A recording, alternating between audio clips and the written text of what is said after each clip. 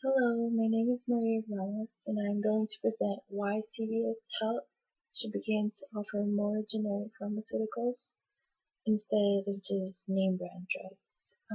As I may have mentioned before, CVS's purpose is to help people on their path to better health, and to do that, CVS's mission is to provide accessible health care at a low cost. So far, CVS ceased to selling tobacco products because this was inconsistent with their purpose. Moreover, CVS continued to negotiate with pharmaceutical manufacturers to decrease the cost of the medicines CVS offers to their patients. For quality purposes, CVS uses brand medicines. However, this is a problem because there has been an increase in the cost of branded medicines. On the document that I provided to you, figure 1 is a bar graph that shows the increase in brand name drugs from 2006 to 2013. You can see that these drugs are progressively increasing. The amount the name brands have increased in 2006 has doubled in 2013. One example of a name brand product that whose price has increased is Glumetza. It is a branded form of anti-diabetic drug, an anti-diabetic metformin. Its price increased from $1,023 per 90 tablets to $6,250 per 90 tablets. In simpler terms, that's $12 per tablet to $70 per tablet.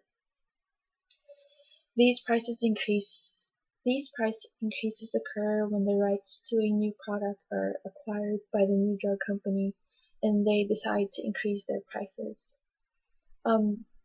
For CVS consumers to avoid paying this expensive drugs, I believe CVS should remove branded medicines like Glumetza and replace it with generic drugs because they are cheaper.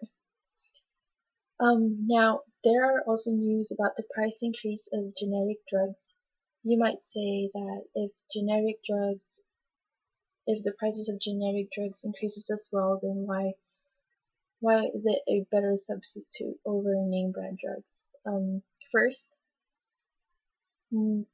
generic drugs aren't slightly cheaper than name brand drugs. They are over 80% cheaper than name brand drugs.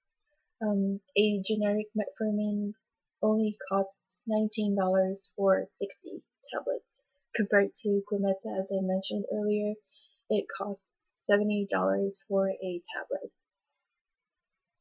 On the document that I provided to you, figure 2 shows how many prescriptions filled are generic drugs and their shares in total drug spending.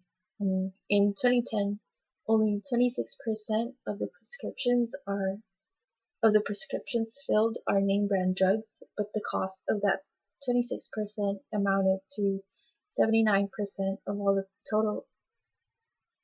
total costs spent drugs that year. On the other hand, 74% of the prescriptions filled were generic drugs, but Medicaid only had to reimburse 20% of all the costs. For the next 2 years, the results were almost similar. Another point is that the drugs do not necessarily, they haven't been increasing as much. The increase actually has slowed down.